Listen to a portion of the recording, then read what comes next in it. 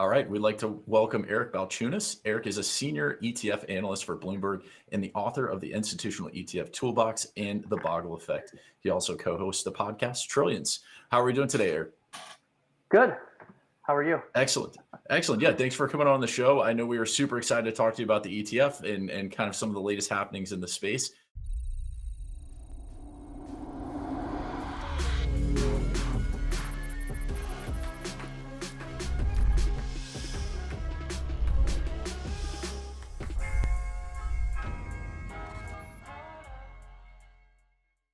So we'll kind of kick things off just by starting things with why is the ProShares Bitcoin Strategy ETF so important right now? I think it's important for both worlds. For the crypto world, I think you should look at the ETF as a bridge to this sort of more, I guess, mainstream money. And there's a lot of money that is mainstream. The metaphor I keep using is when the Beatles finally went on iTunes.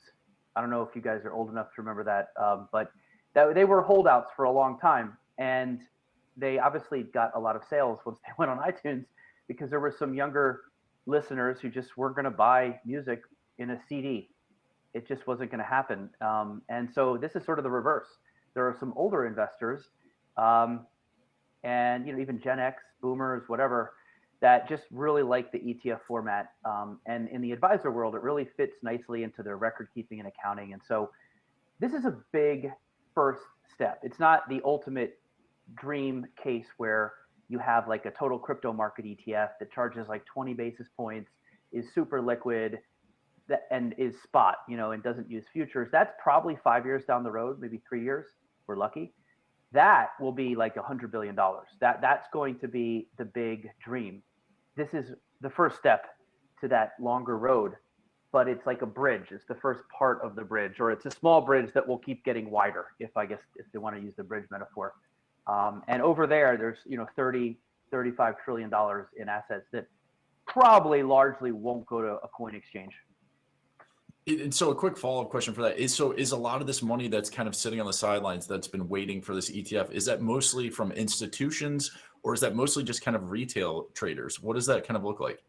Yeah, so the word institution gets thrown around a lot. Like when I think institution, I think like an asset owner, like a pension or an endowment.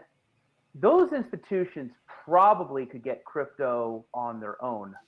I don't know, they probably use some kind of prime broker to get that. What I'm talking about is advisors, which is, to me, that's like, I don't know, maybe your parents actually go to somebody who helps them with their taxes, their investments, does some estate planning. And there's a lot of rich people that need financial advisors. And so those people are always advising them on planning their finances. And part of that is picking the funds they're in. And advisors love ETFs because they're cheap. They get them exposure to everything. And so that's really it. The advisor is kind of the gatekeeper to what you would call retail money. Now, I'm not sure if you call the advisor institutional or retail. We tend to think advisors are probably more retail because they're really just the gatekeeper to all this retail money. Whereas an institution to me would be like, I don't know, the Harvard endowment or CalPERS pension. Those people probably, when they use ETFs, they tend to use them just for their liquidity. So it's possible an institution might use BitO or one that comes down the pike for like, quick exposure or maybe to hedge or something like that. They might use options on BitO. That's something that they could definitely do. But I think largely the lane of money that if I'm crypto, I'm really looking at is that advisor money, which again, 25, 30 trillion. And these are the people who tend to use mutual funds and ETFs. Eric, I've got a more technical question for you. We've been here that there's a limit of exposure of how many clients, how many contracts a single client can have on the CME futures. Yep. And CME had to raise it specifically for ProShares because it was already hitting limit. Do you think that this is problematic nowadays, or is it going to be a problem when it hits $4 billion or so? Look, my take on this, I was a little more worried 4 or 5 days ago, but I've talked to some people, saw CME's earnings call. They had an earnings call where people asked them this very question. I can just tell that CME is going to work with ProShares. They're going to It seems like the only limit that's hard is the 4,000 contracts in the front month. So to get there, I believe you'd need something like $1 billion. That's why ProShares is had to split out into 2 months. So, but after you get to the front month, once you get over that, the limits are really just accountability. It's not like a limit. It's like if you get to 5,000 or 10,000, we can just call you, make sure everything's cool.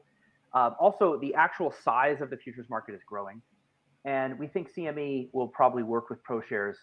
And I don't see it being a big deal. The only thing that could be a big deal that you should watch for is in BITO's case, if it's in 2 months instead of just the front month, will it lose a little sensitivity to spot? And I think probably a little, right? Because if you're just in the front month, you're going to move a little bit more closer with spot. So it's possible some of the newer ETFs that come out after BITO are going to say, hey, look, you should come to us. We're only the front month. And then they'll get too big and have to go to the second. And then the next guy will make that case. It could be something like that. But I don't really see any major problems with that. Yeah, you kind of touched on it before, but do you think that they'll allow actually spot Bitcoin ETF anytime soon? I think you said like 3 years. And what do you think their motivation for not allowing that right now is? Yeah, so Gensler is like a lawyer-minded kind of person, and he's a Democrat, so he likes regulation. So the problem with getting a spot Bitcoin ETF out is Bitcoin isn't a security, and you have to hold a security if you want to get out through the 1940 Act.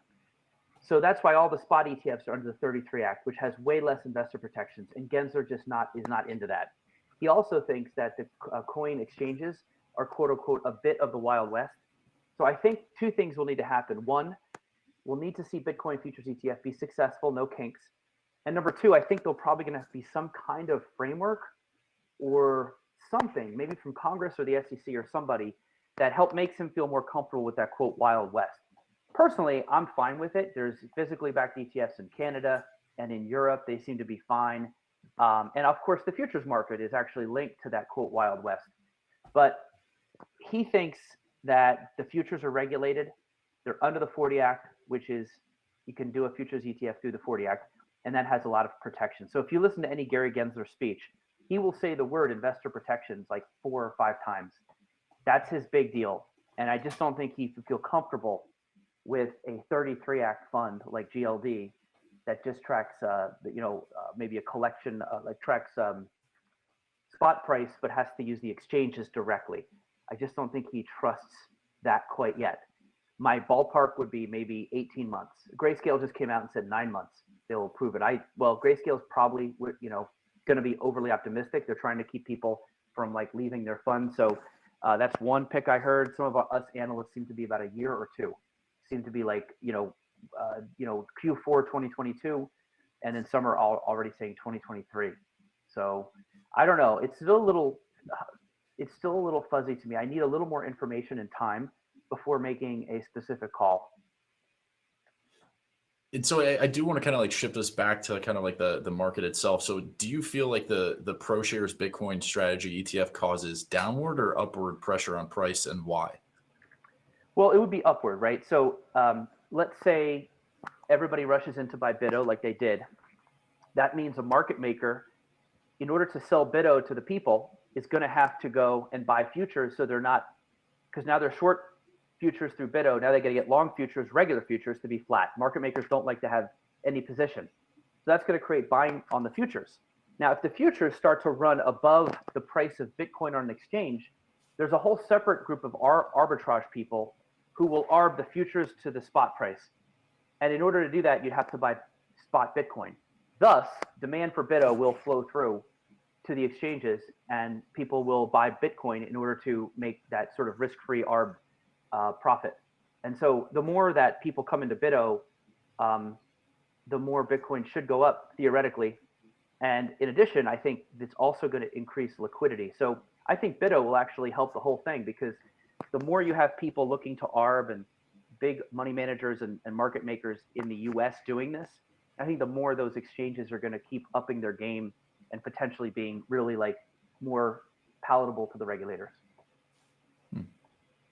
Eric, if the CFTC already deemed Bitcoin as a commodity, shouldn't the global commodity funds already be buying the BITO now that we have an ETF? Because previously he could have said, yeah, it's a commodity, but I don't trade futures. But now he doesn't have this excuse anymore. Yeah, are you asking if the big commodity funds and ETFs will start to work in BITO? Yeah. If, Or I'm sorry, Bitcoin futures. Bloomberg has a commodity index. Yeah. Okay, good question. Yeah. Be included there? Yeah, so we did a calculation. If all of the money in broad commodity ETFs if those indexes get a 5% allocation to Bitcoin through the futures, that would be 1.6 billion in demand. So it would be like, BITO plus a little. So it's a big deal. The question is, how will those indexes evolve? Indexes that are from S&P, Bloomberg, and Dow and all that. If the name sounds famous, it's probably a conservative index. So they're going to move a little slower. I would think that over the next 2 or 3 years, they start working that in. There is one that already did it, GCC, which is the Wisdom Tree ETF that holds broad commodities. So you already have one doing it.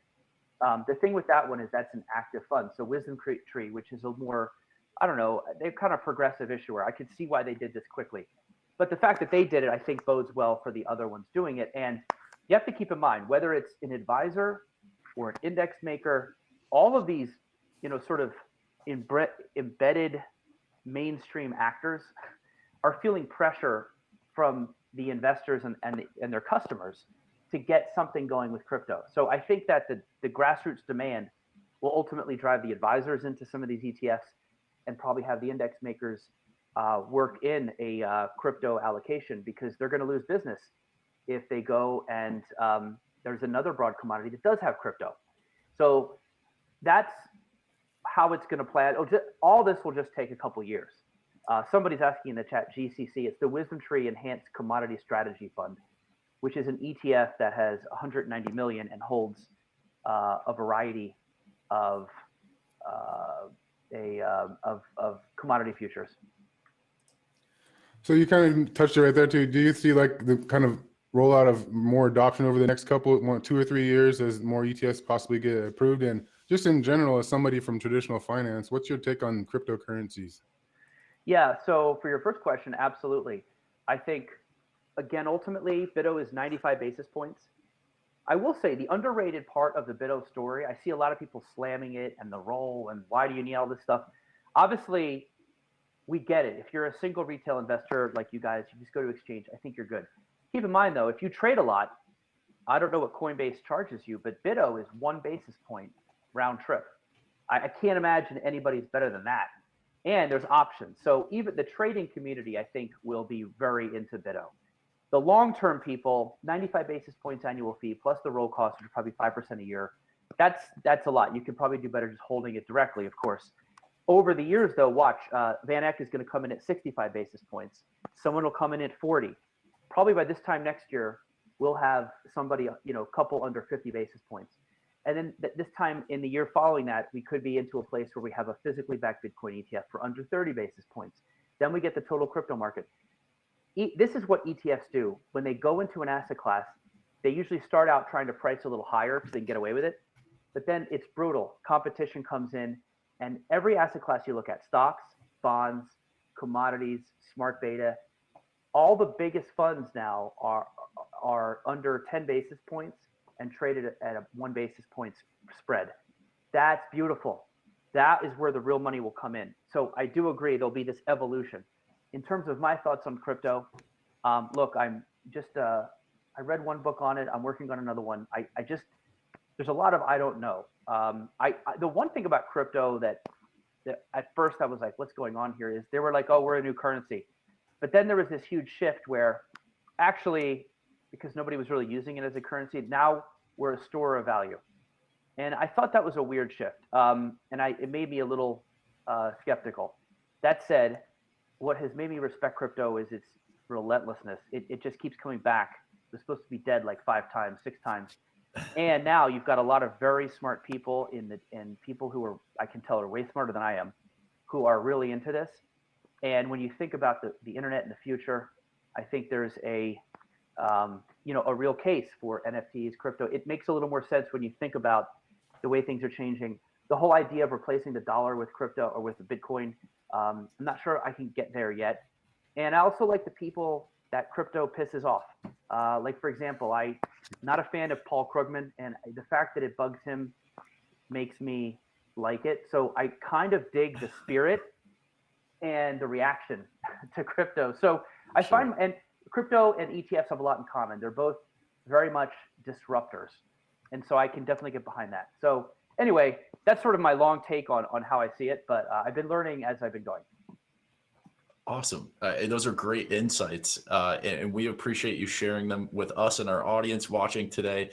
Folks, this was Eric Balchunas, the senior ETF analyst at Bloomberg. We appreciate you joining, Eric, and hope to have you on again in the future. Thanks for having me, guys. Talk to you later.